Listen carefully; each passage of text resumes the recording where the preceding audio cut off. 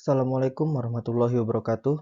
Selamat datang pada kuliah daring akustik dan telemetri kelautan, program studi ilmu kelautan, Universitas Jenderal Sudirman. Tema pada kuliah ini adalah instrumen akustik.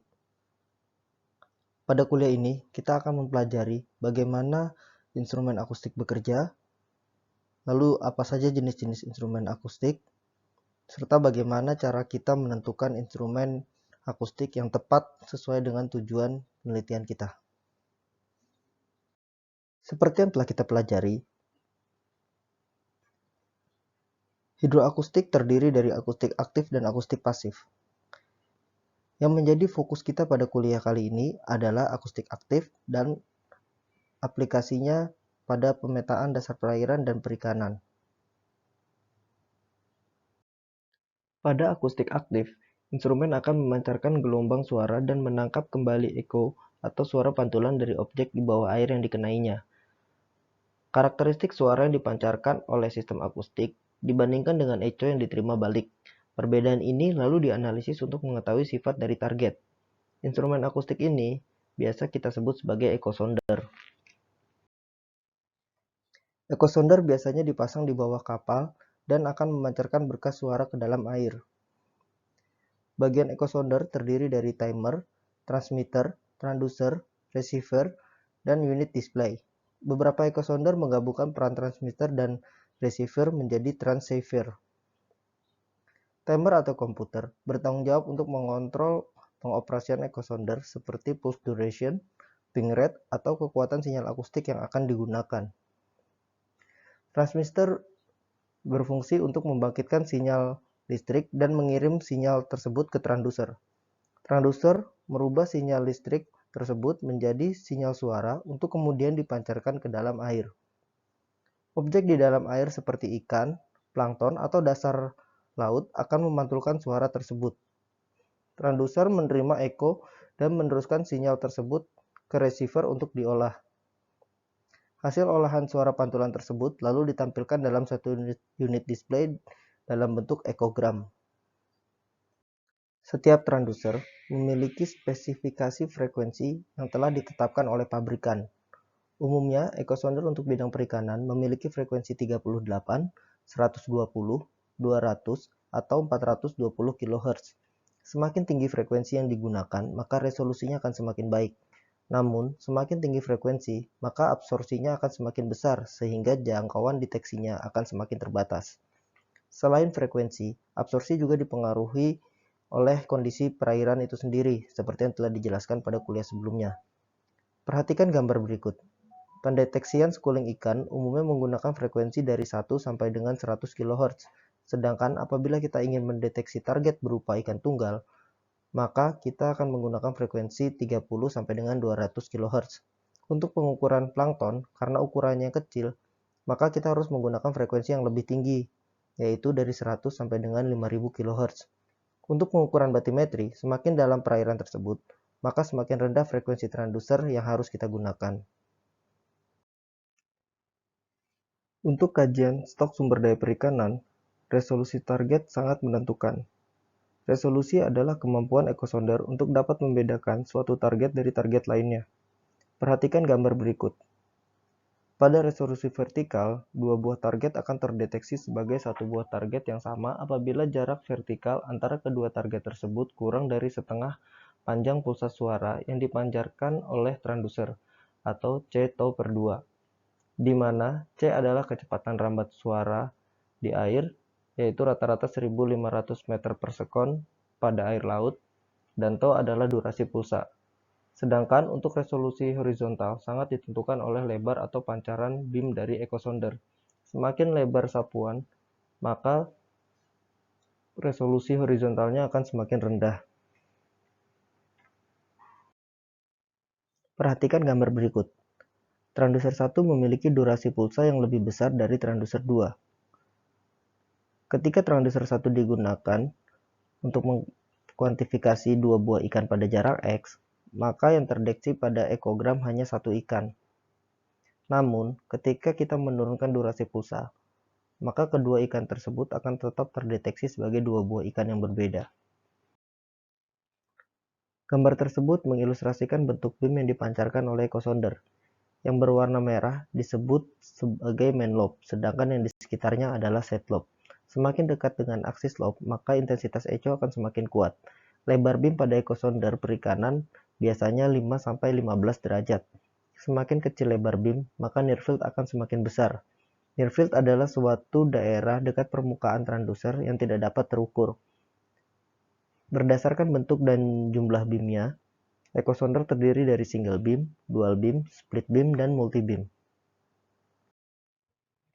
Berikut adalah variasi ukuran transducer berdasarkan frekuensi dari merek Simrad dan Biosonic.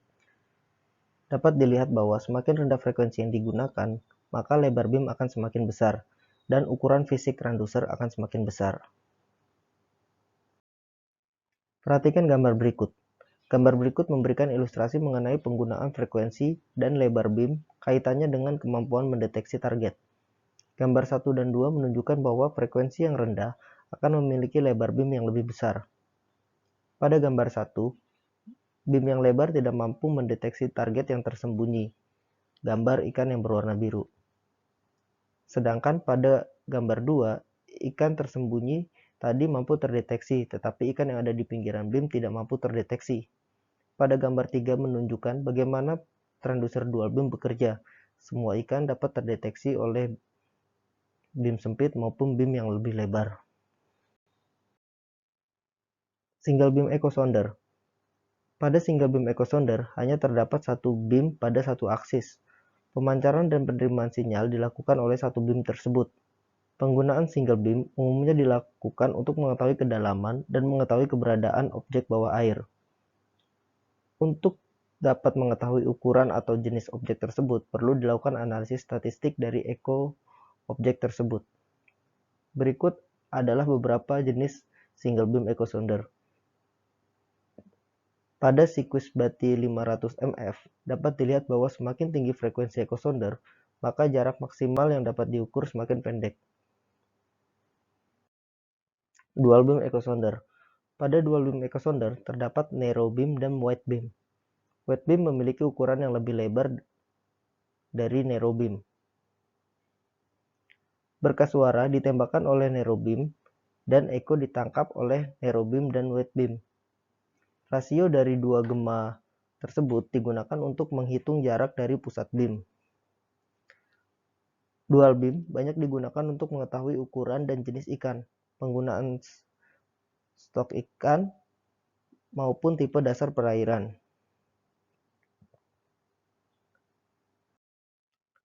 Split beam. Pada split beam, penerimaan sinyal dilakukan pada 4 buah kuadran receiver. Perbedaan fase sinyal echo dari 4 kuadran tersebut digunakan untuk mengetahui posisi relatif terhadap transducer. Dibandingkan dual beam, split beam memiliki keunggulan dapat mengetahui posisi dan kecepatan gerak objek. Perhatikan gambar berikut. Gambar tersebut adalah tampilan dari dual beam echo sounder. Box 1 adalah fish plot yang menampilkan pelacakan posisi ikan, menunjukkan di mana ikan berada terhadap aksis beam. Box 2 adalah fish size histogram yang menggambarkan distribusi ukuran ikan yang terdeteksi. Box 3 adalah bottom expansion yang memberikan informasi target dekat dengan dasar perairan, dan box 4 adalah ekogram. Pada gambar ini kita dapat melihat perbedaan dari single beam, dual beam, dan split beam echo sounder. Pada single beam, kita hanya mendapatkan informasi ada tidaknya objek tanpa mengetahui posisinya.